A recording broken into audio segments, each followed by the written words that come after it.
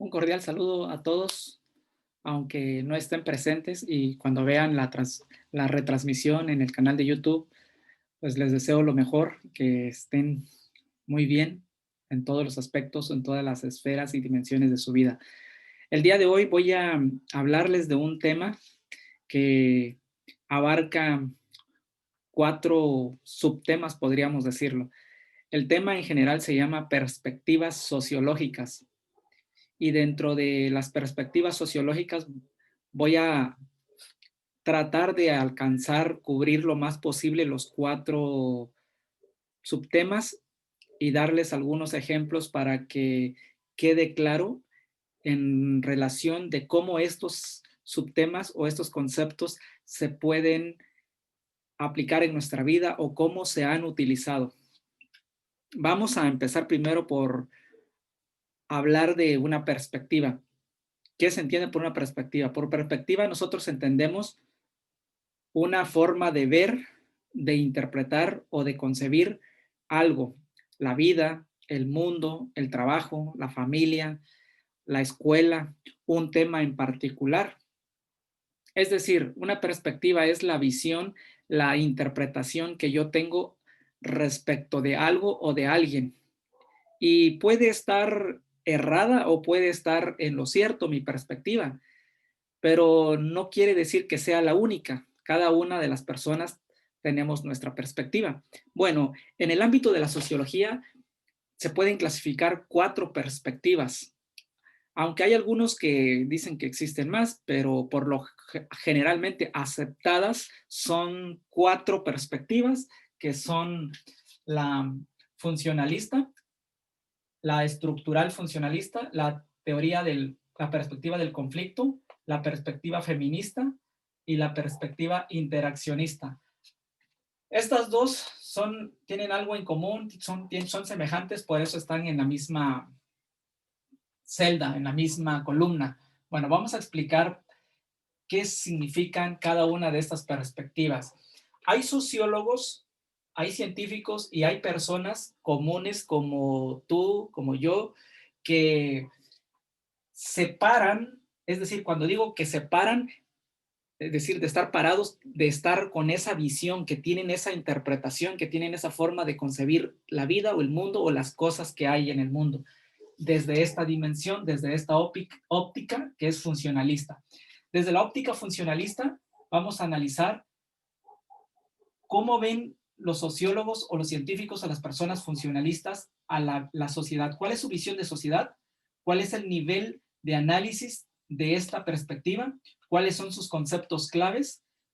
¿Cómo se maneja el orden o cuál es la visión del orden desde esta dimensión?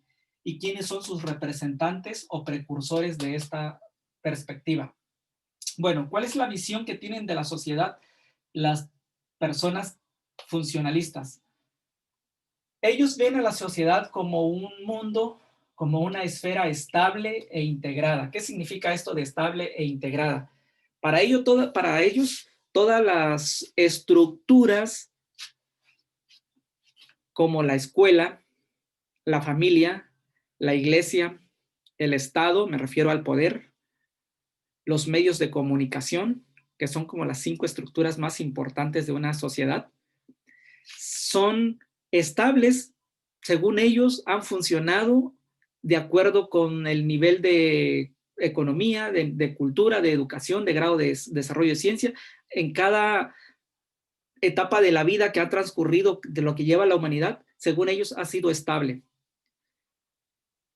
Y ha mantenido la integración de la sociedad, es decir, que los ha llevado evolucionando y que todas esas estructuras son indispensables o necesarias y básicas para el funcionamiento de la sociedad. Es decir, si no existe la familia como una estructura elemental, o si no existiera la escuela o la escuela como sistema educativo, sería un caos, según los de la visión estructural funcionalista. Si no existiera la religión como un sistema también de una estructura, sería también todo un caos. Entonces, por eso ellos dicen que es necesario e indispensable que exista la familia, que exista la escuela, que exista la religión, que existan los medios de comunicación, que exista el Estado con todas sus normas.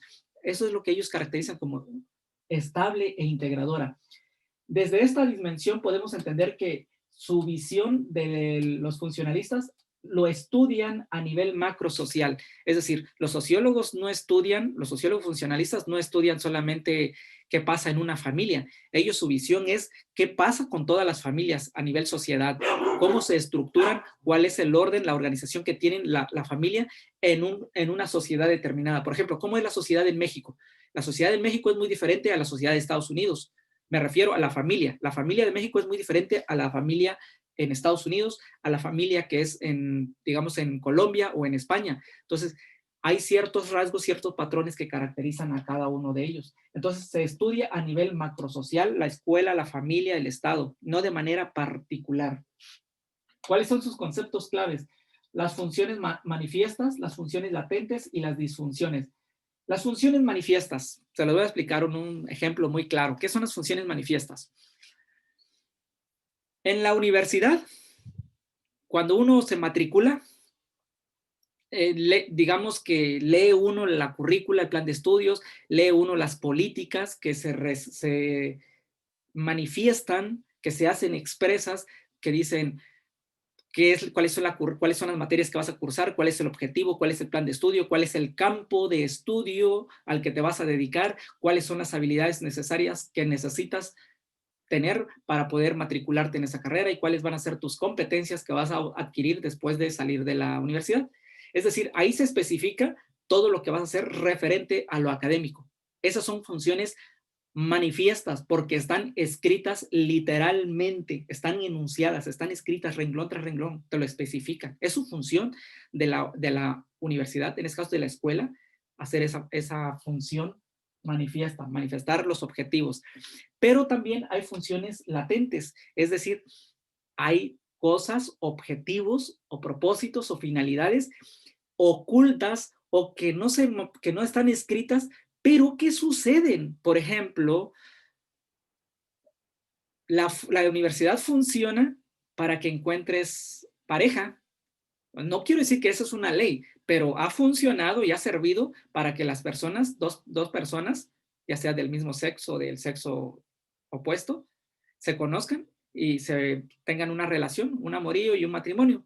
Entonces, pero eso no está escrito cuando tú te matriculas en que te diga, pues vas a adquirir estas competencias y después, pero también vas a encontrar a tu esposo o a tu esposa o al amor de tu vida. Eso no es su función determinarlo o escribirlo, pero es una función latente, una función latente u oculta, como por ejemplo socializar, hacer amistades, relaciones públicas, también es una función manifiesta, no está expresado ahí en la ley orgánica o en la currícula de que vas a ir a conseguir amigos, eso no es su función es que te van a preparar, te van a capacitar para esa profesión y esa disciplina o esa ciencia para la cual te vas a insertar en el mercado laboral. Esas son las funciones latentes, las funciones escondidas. Y en todas las instituciones, en todas las estructuras que les mencioné, en la familia, en la escuela, la religión, en el Estado y en los medios de comunicación, hay funciones manifiestas que se leen, que se expresan, que literalmente están escritas, pero también detrás de esas funciones, de esas normas, de esos reglamentos, hay otras funciones implícitas o tácitas, ocultas, que también se llevan a cabo. Las disfunciones son todas aquellas características o anomalías de las conductas de los seres humanos que no encajan con las normas de la sociedad o con las normas de una institución, de la escuela o de la familia, del Estado. Y son todas aquellas conductas que nosotros vemos en cuanto a nosotros, cuando las personas se rebelan contra las leyes. Por ejemplo, las personas que no respetan el límite de velocidad, se dice que tienen una disfunción, hay una desviación de su comportamiento con las normas de la sociedad, no se adecua a la sociedad. Por eso existen los criminales, los sociópatas o psicópatas, los violadores, todos esos tienen alguna disfunción, tienen alguna desviación con las normas que establece la sociedad o la constitución o los reglamentos. Bueno, eso existe en la sociedad. ¿Cómo entienden ellos el orden? El orden entre la sociedad, para que se logre el orden, a través de la cooperación, a través del consenso, cooperación entre ambas partes, los seres humanos, el consenso entre padres e hijos, maestros y alumnos, entre políticos y sus gentes o sus gremios, etc. Y a través de la corrección. ¿Cómo a través de la corrección? Por ejemplo, en un ejemplo muy claro en la familia. Pensemos que están todos reunidos, el papá, la mamá y sus hijos, y están comiendo, y hay un niño menor, digamos, de 4 o 5 años, y un niño mayor, el niño de 8 años, por ejemplo, al momento de estar comiendo, eructa. Entonces el papá lo reprende severamente con palabras y le dice que eso es inadmisible, que eso es algo inmoral, que eso no va contra las normas de la sociedad o contra las normas de su familia, más bien con las normas de su familia. Lo reprende severamente de tal manera que el niño pequeño observe esa conducta, ese correctivo que le está haciendo el papá al niño mayor, y el niño menor, al observar eso, aprenda sin necesidad de que el papá le regañe, sino que ya vio cómo regañaron a su hermano, tiene que aprender. Eso es una forma de cómo se logra el orden. Ahora, ¿quiénes son sus máximos exponentes?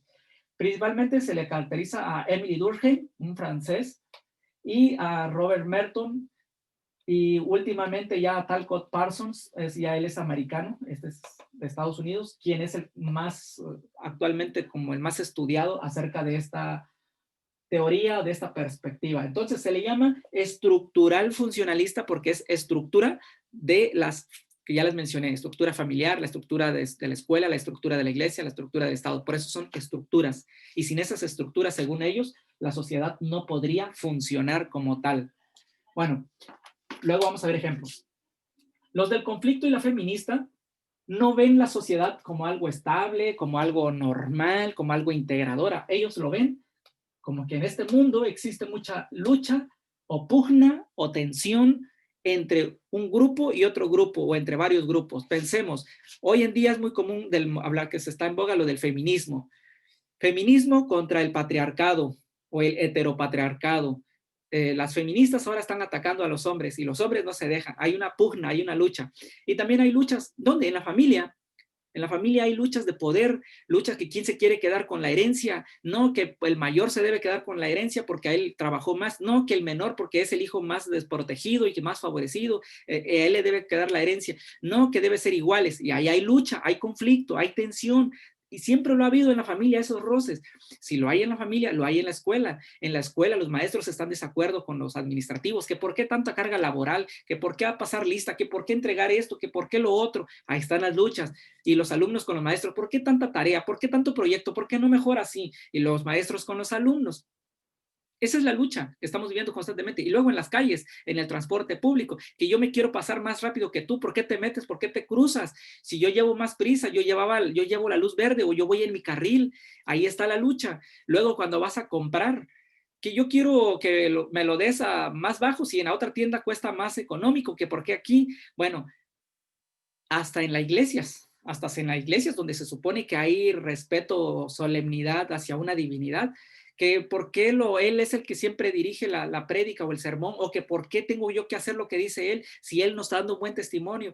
Y luego no nos vayamos al Estado, a la política, que ahí cada rato están los conservadores, los liberales, los del partido X con los del partido Y, los republicanos, los demócratas, que los de qué le está haciendo su tranza. Bueno, en fin, en todos los días y en todos los contextos y en casi todas nuestras actividades hay tensiones, hay luchas, hay roces, hay pugnas entre las competencias en el deporte, en, en donde ustedes quieran verlo, hasta cuando salen de convivencia con sus amigos. Ahí hay lucha de que quién se toma más cervezas, que quién ha tenido más novios o más novias. En fin, hay lucha. Así lo ven ellos.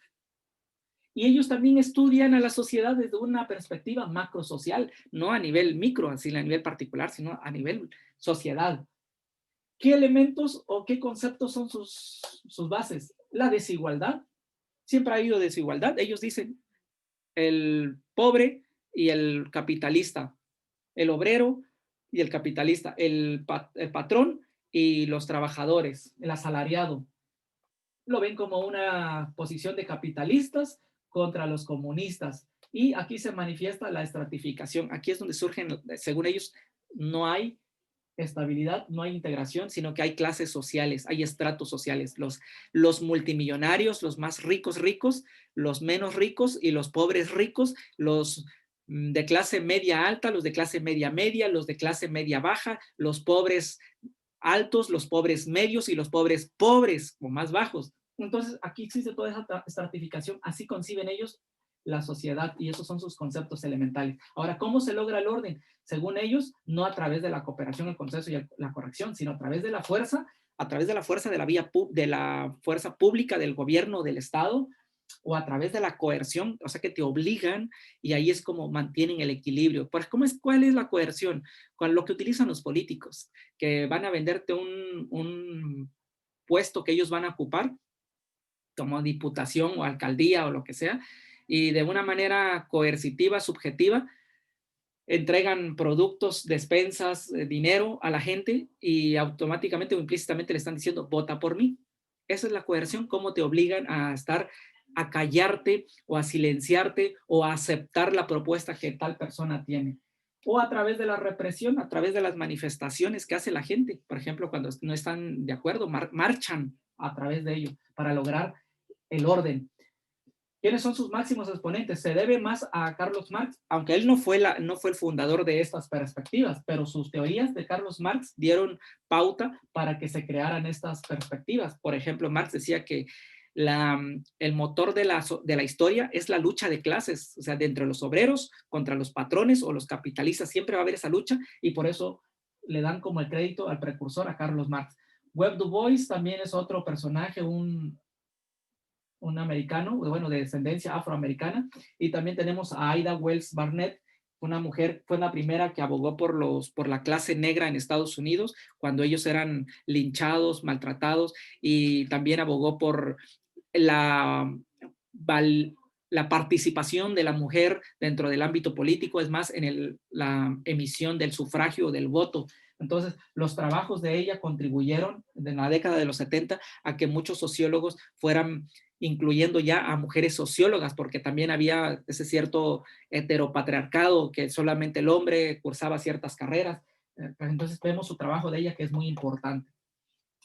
Y lo menciona aquí Ida Wells Barnett en el caso de que la mujer era excluida. Si la mujer de por sí era excluida, ahora más siendo una negra, era peor, era más aislada. Entonces, vamos a entender que la perspectiva feminista también lo ve así. En la familia, el hombre es el que tiene más permiso. A ver, el hombre puede llegar a las 2, 3 de la mañana, puede echarse sus cheves, puede fumar, puede tener 10 novias y el papá feliz. Ese es mi hijo, es todo un hombre, es todo un macho. Ah, pero mi hija, cuidado y esté saliendo y esté viendo a un muchacho porque la reprendo, ya sea severamente, pues. Entonces, la mujer ahí no tiene la igualdad, no tiene la equidad.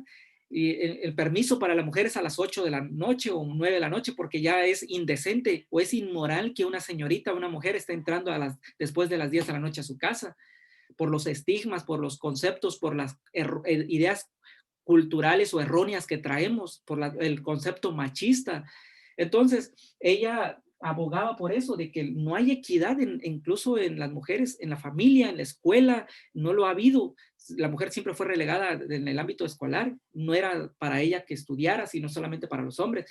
La mujer no podía participar en las iglesias. Actualmente está prohibido, por ejemplo, algunas religiones, no puede ser pastora porque es mujer, y en fin, entonces el ámbito de la mujer ha sido como menospreciado. Y no solamente está Ida Wells Barnett, está también otra filósofa que de nombre Hannah Arendt, está también otra filósofa que se llama francesa Simone de Beauvoir, y ella fue una de las primeras en hablar también acerca de los derechos de la mujer a nivel mundial, con su libro el Segundo Sexo, y tiene muchas obras publicadas, y ella fue una existencialista. Bueno, los interaccionistas no ven el mundo ni lo interpretan así de esta manera, sino que ellos lo ven desde una perspectiva que la persona siempre están actuando, están interactuando, y ellos no lo estudian a nivel macro social, sino a nivel micro. ¿Qué pasa en una familia?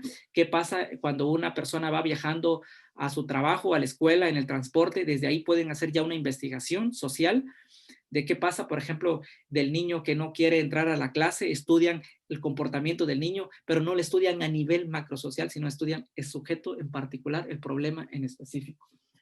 ¿Qué elementos o conceptos son importantes para ellos? Los símbolos, es decir, los símbolos son las manifestaciones que nosotros expresamos en nuestro actuar diario como el lenguaje no verbal o el lenguaje verbal. Hoy en día es muy común los emojis. Cuando nosotros mandamos nuestros mensajes y saludos, ponemos caritas, ponemos monitos. Esos son símbolos que nosotros utilizamos para comunicar e interactuar con nuestros semejantes.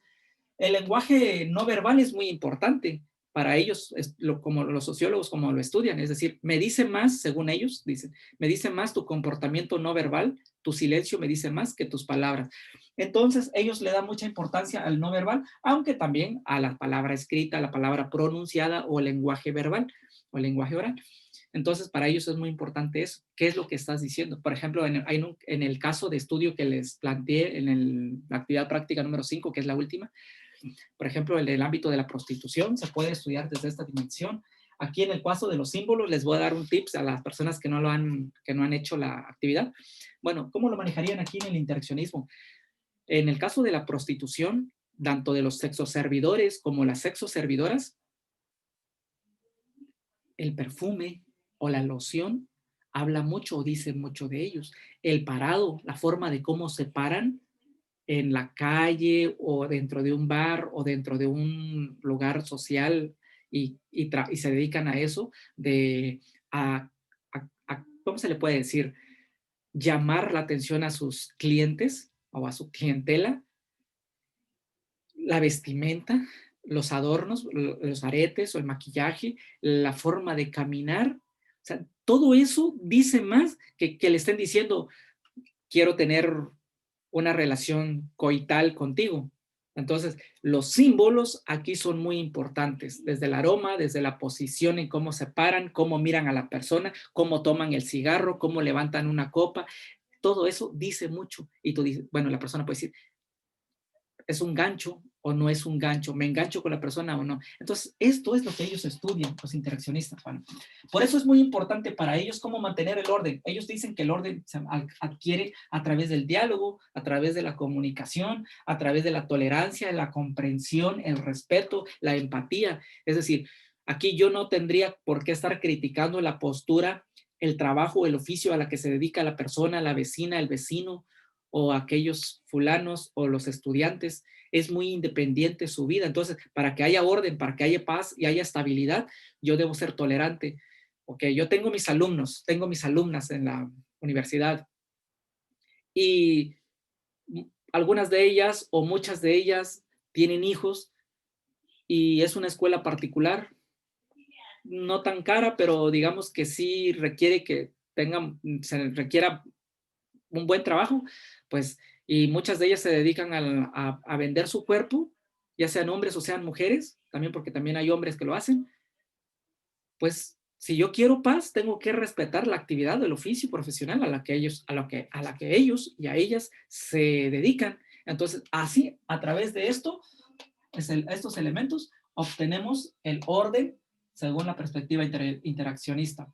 ¿Quiénes son sus máximos representantes? Pues George Herbert Mead, Charles Horton Cooley y Erving Goffman. Ahora, Erving Goffman fue ya un dramaturgo, estudió drama o artes, mejor dicho, en Estados Unidos. Él plantea esta perspectiva. Dice que los seres humanos, como él estudia arte, drama y todo ese tipo de situaciones, dice que los seres humanos en la vida real somos como actores, porque un día o un rato nos ponemos una máscara y actuamos de una forma. Luego nos quitamos esa máscara y nos ponemos otra máscara. Y es muy cierto, es muy cierto. Véanlo en ustedes, veámoslo en nosotros mismos, en nuestra vida. Por ejemplo, yo cuando estoy en mi casa, soy una persona, tengo una moral y me comporto de acuerdo con la moral de mi casa. Pero cuando estoy con mis amigos, tengo otra moral muy diferente. Claro que tengo mis valores y mis principios bien establecidos, pero adopto otra moral. Ahora, en el caso, por ejemplo, de las personas que son trabajadoras en una empresa, pueden ser allá muy recatadas, muy bien vistas, pero en su trabajo de otra manera, digamos a otro oficio, pueden adoptar otra actitud, otro comportamiento. O cuando uno va a la escuela se viste de una forma, cuando uno está en casa de otra forma, cuando sales con los amigos es de otra forma. A eso se refiere con la ¿cómo podemos decir aquí? La conceptualización que Goffman da acerca del interaccionismo. Bueno, eso es en cuanto,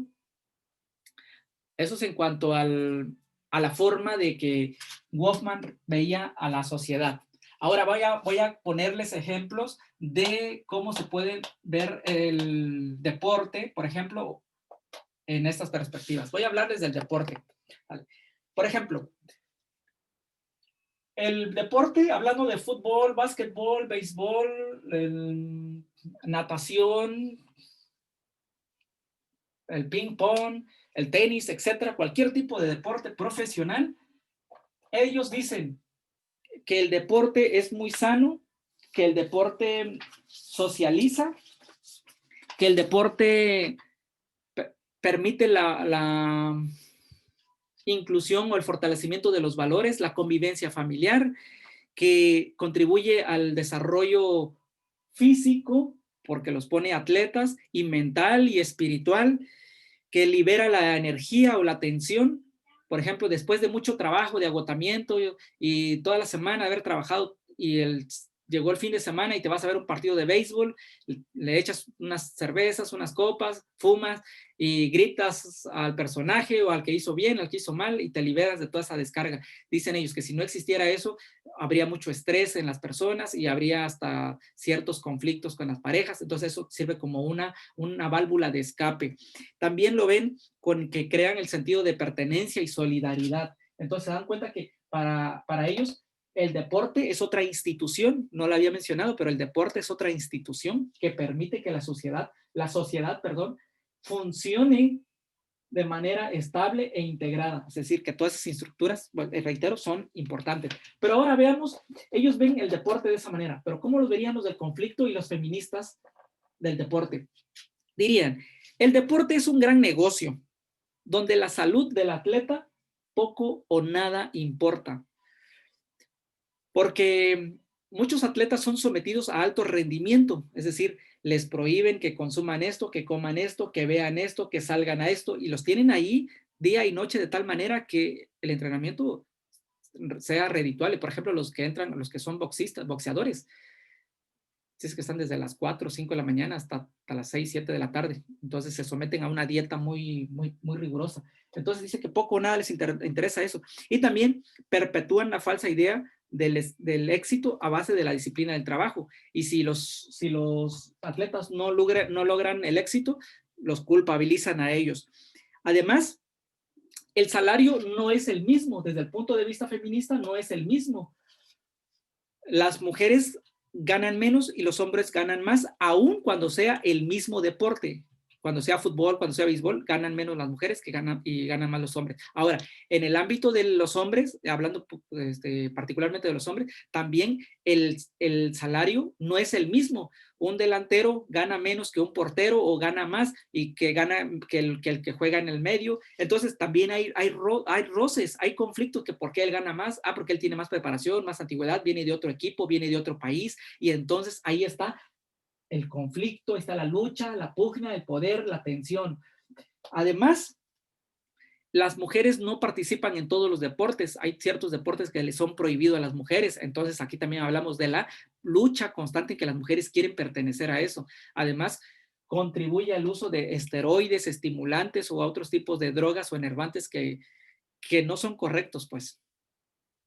Entonces, desde esta perspectiva, vemos que el deporte aquí lo están viendo como algo que no beneficia al atleta, que más bien es una cuestión de lucha y de poder. ¿Qué otros puntos pude haber sacado aquí del deporte? Que no es el mismo salario, ya habíamos mencionado, tanto en hombres como en mujeres.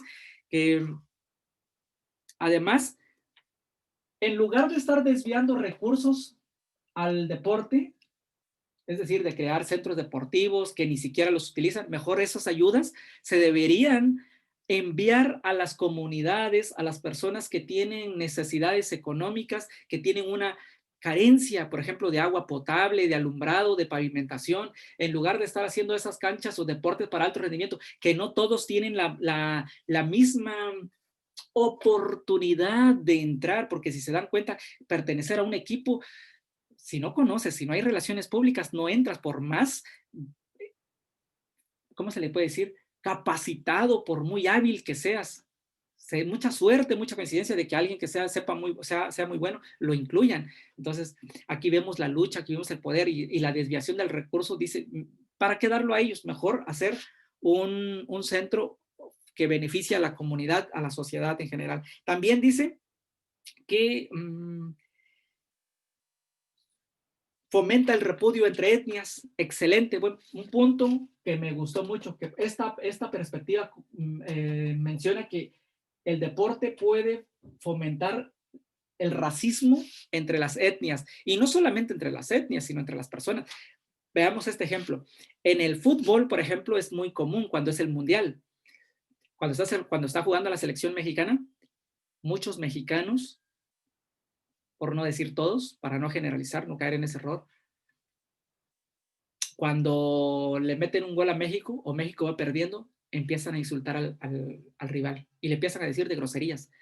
No los bajan de otro sexo o de un sexo indeterminado y de groserías y de palabras obscenas. Empieza el repudio.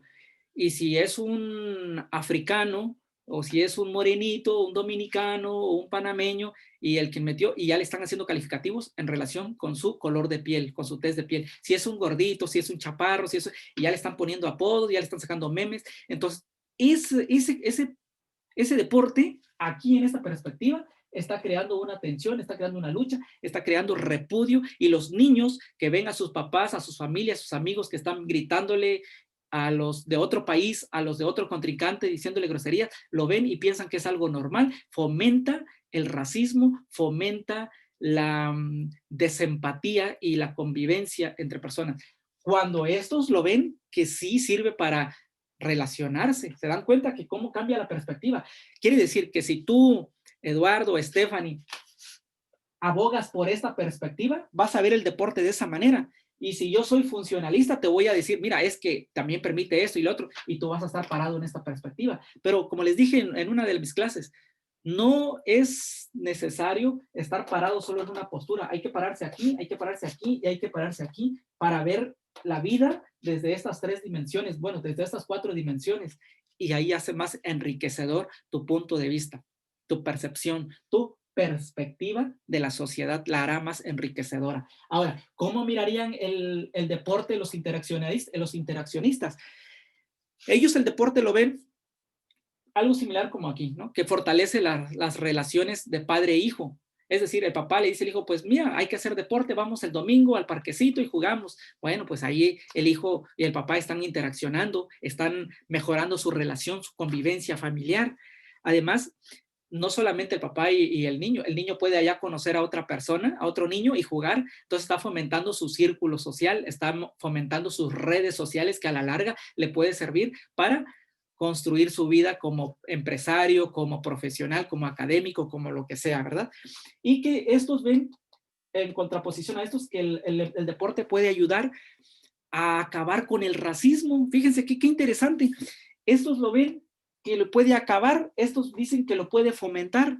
¿Cómo lo puede acabar? Porque si yo le enseño a mi hijo, mira, él viene de otro país y está jugando contra nosotros, pero el deporte es algo normal y gana el que gane y tú no tienes por qué ir por el color de la piel. Entonces, y si yo le digo prácticamente, mira, tú tienes que jugar con un chico de este color y intégrate, convive, él lo puede hacer su amigo. Entonces, aquí hacen redes sociales. O como, por ejemplo, en Estados Unidos, cuando era lo del racismo muy marcado, el color de los negros con los blancos, para fomentar esta teoría, se basaron en los trabajos de Ida Wells Barnett, de que en una empresa, por ejemplo, si llegaba una mujer latina, los latinos siguen siendo todavía, sigue habiendo marginación, pero cuando llegaba una mujer latina, de por sí ya la mujer era excluida, entonces la mandaban al área donde había un negro de color descendencia afroamericana, para que ellos dos fomentaran sus vínculos sociales, sus redes sociales, y entonces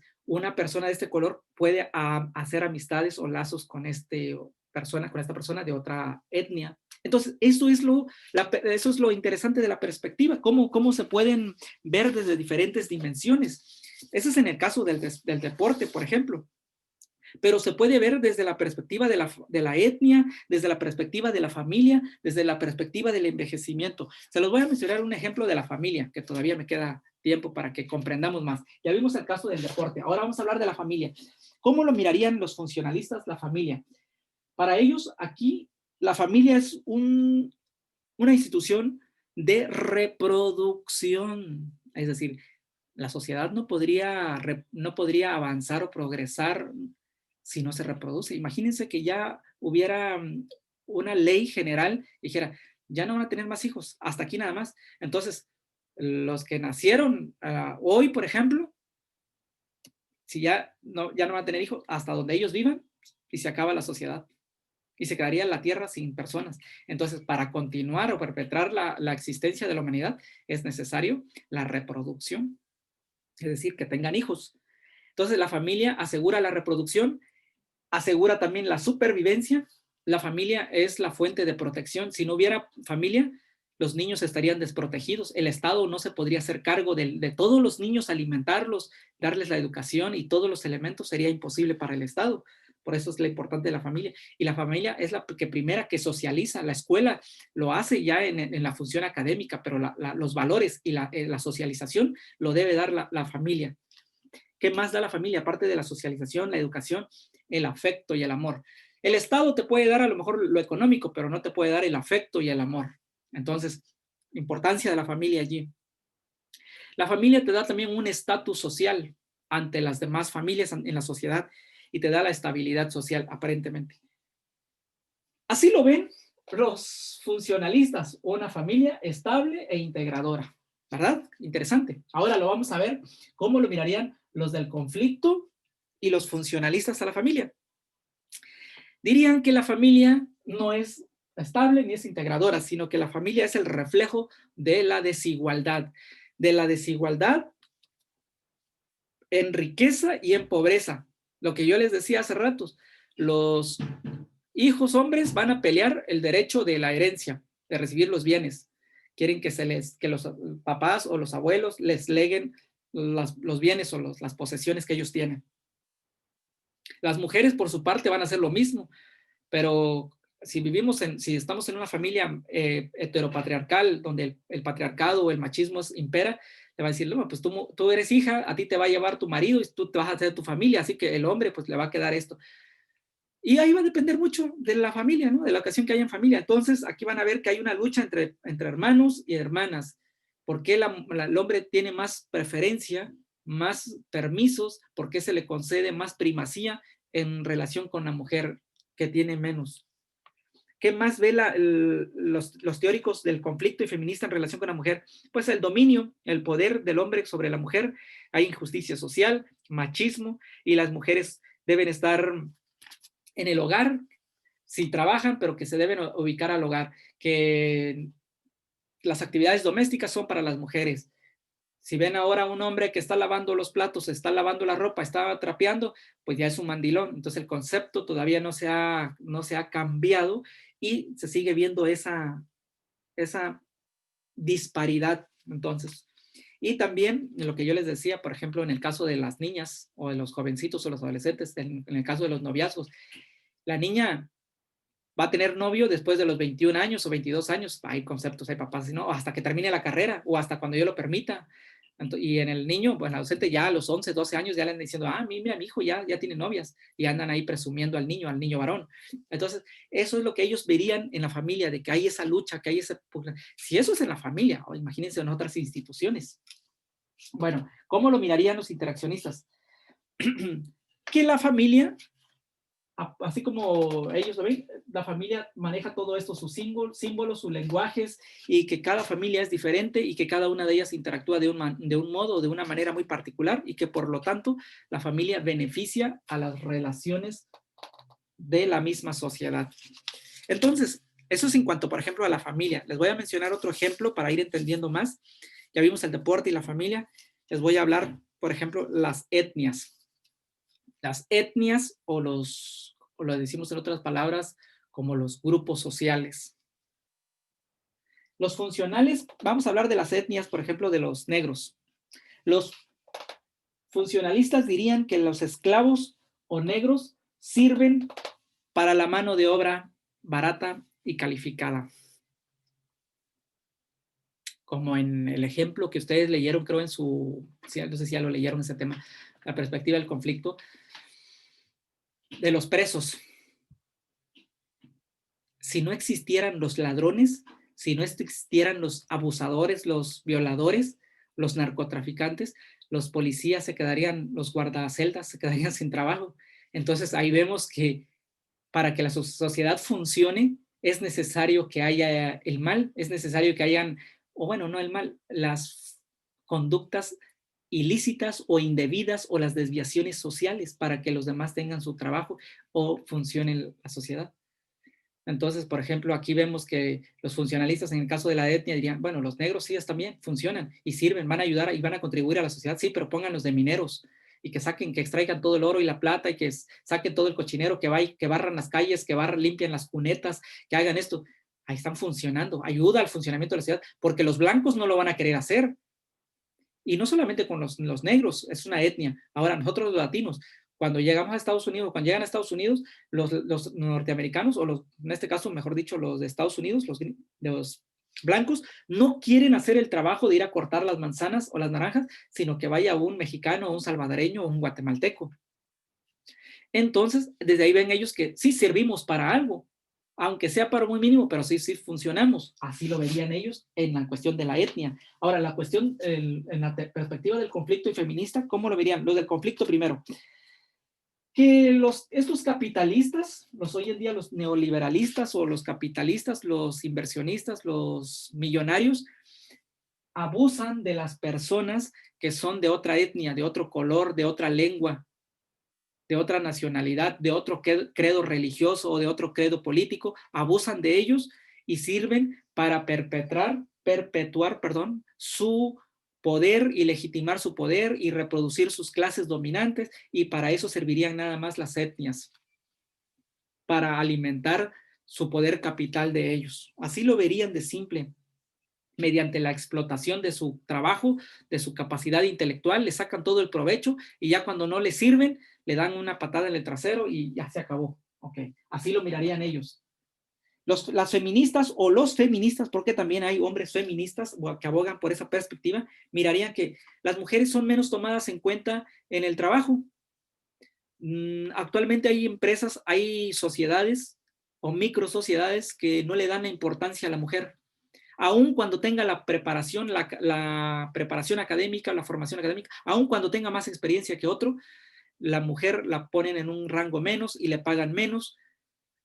Digo, no pasa en todas las sociedades, pero existen esos casos, lamentablemente, en donde la mujer no es valorada por su capacidad, por lo que es, sino es menos preciada y menos valorada por la cuestión de nuestra errónea percepción cultural que nos han venido enseñando de que la mujer vale menos que el hombre. Entonces, así lo mirarían las mujeres y así lo mirarían los hombres que abogarían o que están desde esta perspectiva, parados en esta perspectiva. Eso es en el caso de una mujer. Y pensando que es una mujer, digamos, latina o una mujer de Estados Unidos. Pero si eres negra o si eres de descendencia afroamericana y eres mujer, peor, bueno, iba a decir, peor tantito. O sea, ahí es donde se paran estas personas y dicen que el mundo es una constante lucha, tensión. ¿Y cómo mirarían los interaccionistas las etnias? Bueno, los interaccionistas dirían algo así como lo que yo les mencioné hace ratitos, que pueden servir para reducir o aumentar la xenofobia o el racismo. ¿Qué es esto de la xenofobia o el racismo? Pues es el rechazo a los extranjeros. Como yo les decía, cuando tú convives más con otra persona de otra etnia, de otra raza, aun cuando sea un colombiano, un portugués, la raza que sea, serviría para fomentar las redes sociales. Así lo mirarían los interaccionistas. No lo mirarían como un conflicto, como una lucha, y no lo mirarían como explotarte, sacarte todo el provecho, todo el recurso, o como me sirves para algo, ya no, sino lo mirarían como de estrechar la hermandad, lograr el consenso, la armonía, crear la paz y el entorno entre todos, porque todos somos seres humanos, todos tenemos los mismos derechos ante la naturaleza y ante la humanidad, que así lo declara la Declaración de los Derechos Humanos, válgase la reiteración. Así se miraría la cuestión de la etnia. Y un último ejemplo más, el envejecimiento. ¿Cómo lo miraríamos el envejecimiento? Por ejemplo, los funcionalistas. Aquí habría una desvinculación de los, ¿cómo le podemos decir? Los ancianos o las personas de la tercera edad, ¿sí? Su visión es la desvinculación, el rol se reduce y las características son aislados socialmente. ¿Por qué son aislados socialmente? Porque a ellos los mandan en las instituciones que son los asilos. Aquí hay otra institución que son los asilos, es otra institución. Entonces, ahí ellos lo ven ahí, funcionan, sí funcionan allá, pero en el asilo ahí están, les dan sus actividades para que las realicen, pero ahí están. Los interaccionistas perdón, los de conflicto y feminista lo mirarían como una competencia. Es decir, los ancianos o los de la tercera edad lo ven como una competencia en su casa. Es decir, el ancianito está quitándole el alimento al niño o a la otra persona y ya el ancianito pues ya no tiene caso, ya no tiene razón de ser. Entonces ellos mirarían aquí como que no tiene sentido. Bueno, y también eso es como una perspectiva. Y son victimizados, muchas veces aquí en la perspectiva de la visión del conflicto, son victimizados para enfrentar la situación que viven. Por ejemplo, no pueden encontrar trabajo, ellos lo ven como cuando quieren ir a buscar, incluso de los que pasan las bolsitas en los centros comerciales, pues ni ahí, ya le dan ni ahí les dan trabajo. Bueno, y los de la interacción, ¿cómo lo mirarían? Me falta sí, las de interacción. Ellos lo mirarían como una actividad que siempre están activos, que se ven involucrados en nuevas redes sociales y que no perderían su esencia, sino que seguirían funcionando como tales. Bueno, y creo que son todos. Pues hay otro concepto que se llama desviación social, que también lo voy a ejemplificar. Todavía tengo tiempecito, unos 2, 3 minutos. Bueno, me quedan 10 minutos todavía, pero podemos dar un ejemplo más para que quede más completo este panorama. En cuanto a la desviación social, recuerden que aquí les hablaba yo de las disfunciones o desviaciones sociales. Para los funcionalistas, la desviación social se caracteriza por leyes, ¿sí? Por ejemplo, conducir a exceso de velocidad es una forma de que a través de la corrección vuelves a insertarte en la sociedad y agarrar el rollo, como decimos coloquialmente. Entregar los ensayos o entregar las tareas a destiempo con los maestros, por ejemplo, cuando estábamos en clases presenciales, también es una forma de corrección. Es decir, el maestro le dice, bueno, lo entregaste tardíamente, tienes 2 puntos menos, o ya no vale lo mismo, o ya no te lo recibo, de tal manera que a la próxima trabajo que ibas a entregar, te ponías las pilas y eras el primero en entregarlo, o lo entregabas a tiempo. Entonces, es una forma de cómo funciona, cómo corregir la desviación social a través de eso. Y el ejemplo que les puse del niño que eructa en la mesa, a través de la represión social del papá hacia un niño mayor, el niño lo observa esas conductas, esos comportamientos y aprende. Entonces, la sociedad funciona como un modelaje, como un modelo, y los demás van viendo y van aprendiendo todo ese tipo de conductas que son correctas y son incorrectas. O les pongo otro ejemplo. Es muy común que los niños cuando van al cine ven una película y luego tratan de imitar los comportamientos, las palabras, las actitudes, los gestos. Entonces va sirviendo para eso. Si tú como papá o como mamá le proyectas a tus hijos películas que tienen lenguaje soez, vulgar, grosero, violencia, es muy probable que los niños adopten o simulen esas conductas y piensen que es algo normal dentro de su mundo. Entonces, y ahí pueden tener disfunciones o desviaciones en la sociedad, y cuando llegan a esas desviaciones y si siguen con esas conductas y comportamientos en la adolescencia, van a ser jóvenes inadaptados o desadaptados a las leyes o a las normas, y van a tener severas consecuencias a través de medidas de corrección, a través de las leyes que hacen que para que esto funcione debidamente. Y existen los centros menores tutelares, por ejemplo, aquí en Tijuana, donde los que son menores de edad no pueden ir a la cárcel, pero los llevan a ese centro que es, tengo entendido, ahorita no sé, lo movieron de lugar, pero está ahí por la vía rápida, donde está la unidad deportiva, ahí está el Consejo Menor de Tutelares. Entonces ahí los meten, les dan terapia psicológica, les dan clases para que no pierdan sus clases. Hay toda una serie de elementos ahí para que los chicos que son inadaptados socialmente, luego cuando ya terminaron vamos a decir, su condena o su sanción que debían pagar, se reinsertan a la sociedad y quedan condicionados. Entonces, el funcionalista, las desviaciones sociales, los logra así, el orden o a través de estas medidas de corrección. Primero dialogan, claro, el consenso, la cooperación. Y en las del conflicto, por ejemplo, esto está muy interesante, este ejemplo, la del conflicto. Vamos con conflicto primero. La desviación social. Voy a poner el ejemplo de un profesor y un ladrón. Un profesor universitario se gana su salario preparando sus clases, calificando trabajos, etcétera, haciendo todo lo que le corresponde como profesor. Y recibe su salario, su cheque, mientras que un ladrón tiene que asaltar, tiene que robar, válgase la reiteración, y él puede argumentar, el ladrón puede argumentar que está haciendo su trabajo, que el Estado no provee todos los medios, no las formas para que toda la sociedad tenga trabajo. Y como él no consigue trabajo, dice yo, mi trabajo, mi oficio es esto y lo hago de manera correcta y soy un profesional, se prepara para eso.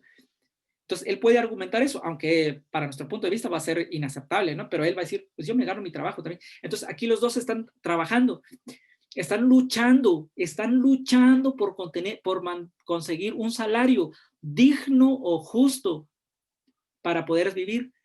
Uno aparentemente lo gana de manera legal, el otro aparentemente lo gana de manera ilegal. Pero aquí hay una lucha de lograr satisfacer sus necesidades. ¿Cómo lo mirarían de la perspectiva feminista la desviación social? Aquí va un ejemplo muy interesante y que eso ya está ahorita en materia de discusión en el derecho aquí en México, en el derecho mexicano. En Estados Unidos, por ejemplo, antes de 1993,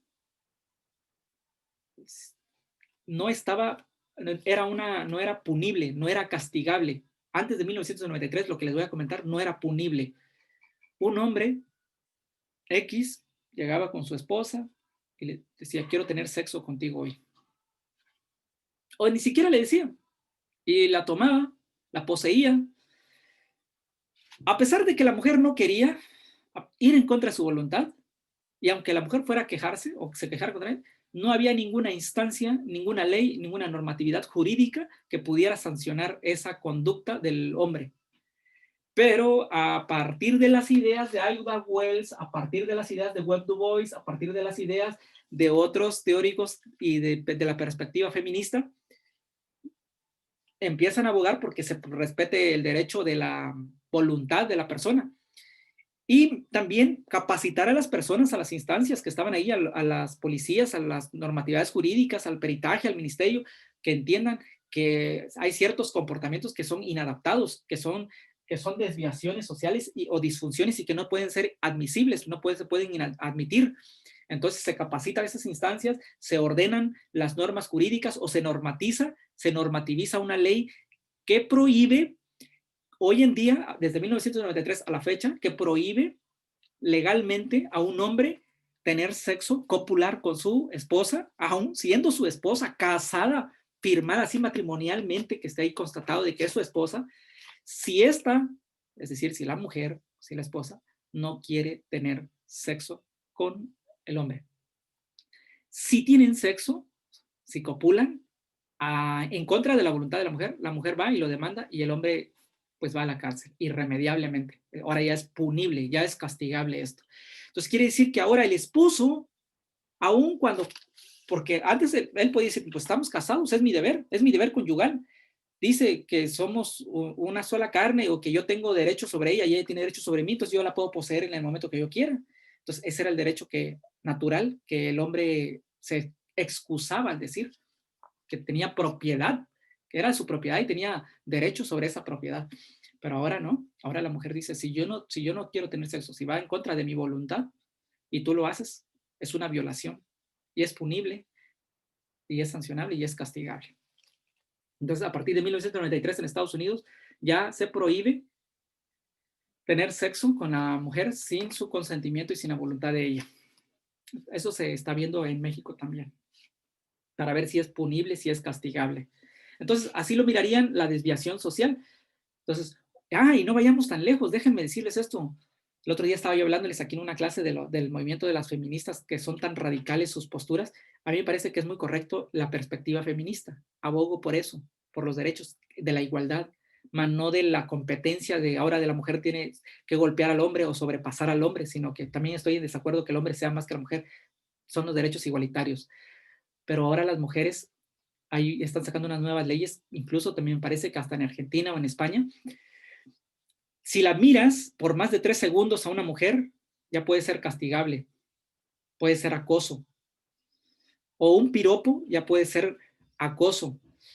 O sea, eso están abogando las mujeres feministas. Incluso, les voy a decir esto y les va a dar risa cuando lo escuchen, pero a mí sí me causó risa cuando escuché esto. Existe, búscalo en internet. En España hay un grupo de mujeres feministas que les llaman feminazis, algunos hombres también muy machistas le llaman feminazis. Mujeres en España que están abogando porque sea punible o castigable para los gallos que, que copulan con las gallinas sin que las gallinas quieran. Imagínense hasta dónde han llegado. Es decir, que están abogando porque dicen que es una violación, porque el gallo va cada rato y 10, 15, 30 veces a lo mejor en 2 horas y está sobre la gallina. Y ellas están abogando es porque eso dice que es una violación. Entonces, cosas así como estas se están saliendo ya del control desde la perspectiva feminista. Bueno, entonces, eso es como un dato extra de lo que pasó de la visión feminista o la perspectiva feminista. Ahora, otra perspectiva feminista en caso de una desviación social o una disfunción es el concepto que nosotros tenemos acerca de la prostitución o acerca de las sexoservidoras. Una sexoservidora, una mujer que vende su cuerpo, es mal vista. Bueno, le llamamos prostituta en el lenguaje más aceptable, por no decir una grosería. Pero es mal vista, una mujer es mal vista. Hasta el concepto es mal visto, es altisonante, de hecho. Ahora, si un hombre vende su cuerpo, tiene otra perspectiva, tiene otra connotación, erróneamente y culturalmente mal aceptado. Entonces, ahí las mujeres dicen, bueno, pues sí, también eso son desviaciones sociales, no pueden ser equiparables. Bueno, esto es en cuanto a la perspectiva feminista, estamos hablando del tema de la desviación social. Acuérdense que desviación social son conductas inadaptadas, conductas desapegadas de las normas o de las leyes de la sociedad que dirigen o que rigen una sociedad. ¿Cómo lo mirarían los del interaccionismo? Una desviación social, que más bien es un problema de transmisión cultural, es decir, como lo que yo les decía aquí, es un concepto mal enseñado, que nos viene enseñando que la mujer debe estar allá en la esquina con la escoba y con el montón de ropas, y ahí ese es su trabajo y esa es su función de la mujer. Y de ser posible embarazada y con 8 hijos o 10 hijos, ¿no? O sea, un concepto erróneo que los papás van mencionándole, van transmitiendo a sus hijos. Y déjame decirle algo más. Por ejemplo, aquí está una señorita, Stephanie. Lamentablemente, las mujeres han sido las reproductoras, las que han transmitido, como aquí dice transmisión cultural, es un problema de transmisión cultural, las mujeres han transmitido erróneamente y han fortalecido más el concepto del machismo. ¿Cómo? O por ejemplo, cuando las mamás le dicen a sus hijos, cuando son niños le dicen, ayúdame a lavar los trastes, pero ya que son más grandecitos o que ya están grandes y que ya tienen una novia y que ya se van a casar, le dicen, hijo, cuidado, si vas a estar lavando tu ropa, cuidado si vas a lavar los trastes, que lo lave tu mujer, para eso vas a tener mujer. Y entonces empiezan a meterle una idea de machismo. Es decir, yo no voy a dejar que mi hijo llegara a tu casa a verte y que tú estés lavando los trastes y que tu mujer esté trabajando. Entonces, aquí las mujeres, la misma mujer, la misma mamá ha reproducido esa ideología, una ideología mal empleada, un concepto mal empleado. Entonces, es un problema de transmisión cultural, dicen ellos. Otro, que los padres y la sociedad escuchen o que no los escuchen o que no los entiendan. Es decir, perdón, los padres y sociedad y escuela no los entienden o no los comprenden. ¿Cómo no los comprenden? Por ejemplo, es muy común ver que los adolescentes tienen su manera de ver el mundo, de concebir, y generalmente van contra las reglas, están en contra de las reglas de la casa, de los papás, en contra de las reglas de los maestros. Son las únicas reglas que a veces que muy generalizadamente aceptan son las de sus amigos, ¿no? Entonces ellos dicen, es que mi papá no me entiende, mi mamá no me entiende, los maestros ni me entienden, la dirección no me, la directora no me entiende, incluso hasta los, solo tú al amigo, solo tú sí me entiendes, tú sí me comprendes, tú sí me entiendes mi sentir, tú sí me... Entonces, según los interaccionistas, las desviaciones sociales es un problema de las instituciones que no comprenden al sujeto. Y no lo comprenden, les voy a decir por qué. Porque, por ejemplo, en la visión funcionalista, un alumno le faltó al respeto al maestro o a la maestra. ¿Qué hace la maestra? Eres un grosero, eres todo, bla, bla, bla, y vamos a la dirección. Y lo llevan a la dirección. Y el director y la maestra sanción y llega el papá y ¿sabes qué? Queda suspendido una semana y queda reprobado por el primer parcial. Nunca hicieron lo que dice aquí, la perspectiva interaccionista. La escuela, los papás, el Estado, la iglesia y las demás instituciones no los comprenden. A ver, vamos a dialogar. Vamos a dialogar, vamos a ver qué tiene este muchacho, qué tiene esta persona que está presentando esta disfunción, esta desviación, y entender. Y en lugar de darle una expulsión, sí, claro, hay que llamarle la atención, hay que hacerle ver que está faltándole el respeto a una autoridad, por supuesto, pero antes de sancionarlo drásticamente, humillarlo o avergonzarlo o quitarle una calificación, o voy a poner un caso muy personal. Hace unos días, bueno, no personal, pero dentro de mi trabajo, en una preparatoria X, donde yo trabajo también aparte de ustedes, ciertos alumnos le hicieron memes a una maestra y maestros. Y entonces la maestra dijo, no, yo me voy a ir a demandarlo, lo voy a demandar al chamaco, lo voy a demandar al alumno y no le voy a dar derecho a que estudie, que entre a mis clases. A ver, espérame, le dije yo. Ya se entre confianza la persona y yo. Es su derecho. El alumno tiene derecho a la educación. Y jurídica y constitucionalmente va a pelear por su derecho y la Comisión Nacional de Derechos Humanos va a abogar y va a tener derecho. Tú estás mal. No en el sentido de que soy grosero contigo, sino que tu perspectiva. El alumno por derecho tiene derecho a la educación. Lo que tú puedes hacer es, sí, hablar con él, a lo mejor de una manera como tú quieras desahogarte, reprenderlo, ¿sabes? Pero no le puedes quitar el derecho de asistir a su clase. Tu función es educarla. Aquí es donde ellos dicen, no entendemos. Entonces nuestra función es corregir esos patrones que nos han enseñado mal. Ah, si tienes una conducta mal, mereces este castigo. A ver, espérame. Vamos a dialogar, vamos a ver cuál es el problema, cuál es el meollo del asunto y vamos a lograr un consenso, una interacción, un diálogo, una comprensión, una empatía y a través de eso, bueno, pues vamos a mediar tu comportamiento. Ok, tienes derecho a la educación, tienes derecho a asistir a mis clases, pero esa conducta ya no te la voy a aceptar. Tu desviación social, tu disfunción ante mis reglas, no la voy a volver a aceptar. O sea, tú sigues siendo el mismo estudiante, sigues teniendo el mismo cariño, el mismo aprecio por tus docentes o las mismas oportunidades y privilegios que todos los demás sus compañeros. Pero esa conducta no se vuelve a presentar. Si se presenta, ya habrá otra instancia que recurrir o según cómo se haya mediado las partes. Pero esa sería la función en la perspectiva interaccionista de cómo abordar estas circunstancias, esta problemática. Ahora, en resumidas cuentas, se dan cuenta que esta perspectiva, bueno, que las 4 perspectivas los aplicamos en nuestra vida, están presentes en nuestra vida, solo que, como les dije otra vez, pensamos que las teorías están ahí, que en libros y en autores y ya, ahí nomás quedó. ¿Y de qué me sirve estudiarlas en la escuela? Y sí, ahí nomás es pura teoría.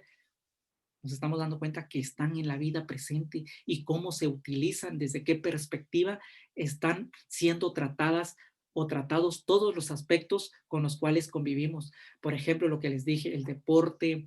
Hay otros elementos que se pueden estudiar desde desde todas estas perspectivas. Por ejemplo, el trabajo. En el trabajo se pueden enseñar de esta perspectiva, de esta perspectiva y de esta perspectiva. La religión se puede abordar desde estas 4 dimensiones. El comercio, las compras compulsivas, es decir, las compras compulsivas también se pueden estudiar aquí. No va a ir tan lejos. una taza de café, comprarte una taza de café en un Starbucks, en un, creo que sí es como la tienda o el negocio más polite, más fino, más elegante aquí en, por ejemplo, en nuestra cultura ahorita, actualmente. Y se puede abordar desde aquí. O sea, si tú compras un café en Starbucks, te lo puedes analizar desde tu punto de vista, a que si tú compras un café, por ejemplo, Baristi o un café de otra tienda X, ¿no? Entonces, se puede analizar, se puede hacer todo un ejercicio. Para eso, esa era mi intención, jóvenes, presentarles esta temática, estas perspectivas. Si aún no han hecho la actividad número 5, el estudio de caso acerca de la prostitución, de la práctica de la prostitución en Tijuana, de cómo lo miraría un funcionalista, de cómo lo miraría estas perspectivas. Ahorita creo que ya les queda un poquito más claro el panorama. Y si no, repiten, lean la temática de las teorías. Se dieron cuenta que en la perspectiva funcionalista hay una ilustración de unas vacas en la India, precisamente porque allá los funcionalistas dirían, las vacas son funcionales para esa sociedad, aparte de que son sagradas, o sea, no las comen, tienen una función, la función de la reproducción, la función de alimentar a las clases más pobres. Si las mataran, se comercializaría y se haría todo un desbarajuste en la estructura y el funcionamiento de la sociedad de los indios. Entonces, todas las cosas que están en la vida funcionan para algo, tienen una finalidad para algo, ya sea para enriquecer a la clase dominante, para alimentar o fomentar ciertos hábitos o conductas, para ayudar a esta sociedad, para fomentar esto, para quitar esto, para reducir esto. Todos los días nos enfrentamos con actos, comportamientos en lo que se está colaborando para algo y se está viendo desde esta perspectiva o desde esta otra perspectiva, desde otra perspectiva. Mi conclusión, mi consejo siempre es este para ustedes. Nunca adoptar una tendencia, una teoría como correcta y como la única y como la buena, con esta me quedo, con esta me caso, porque esta es súper buena e interesante. Analiza esta y la otra, y estudia a otros autores y tendrás mayor elemento para tener una postura más objetiva, más imparcial, más neutra, y podrás educar mejor a tus hijos, a tu familia, tener una visión más amplia de lo que es la vida. Tengo un mensaje de chat aquí que no lo leí. Yo ya lo hice, profesor. Perfecto, Eduardo, qué bueno, me da gusto que ya hayas hecho esa actividad. Entonces, para mí ha sido un placer que hayan asistido Stephanie y Eduardo aquí a la clase, les agradezco mucho. Y los que no estuvieron, pues sabemos que pueden tener otras ocupaciones, trabajo o lo que sea, pero ojalá que puedan ver el video en YouTube y puedan sacarle provecho a lo que nosotros estuvimos platicando aquí o lo que yo les platiqué aquí. Les agradezco mucho su asistencia. Nos vemos en la próxima emisión. Nada más déjenme tomarle una captura de pantalla para que quede aquí como evidencia de que estuvieron en esta clase. Ahí quedó. Espérame, me mandó mensaje, espérame. Gracias, Ale. Gracias, Ale. Adiós. Gracias a ti, Ale.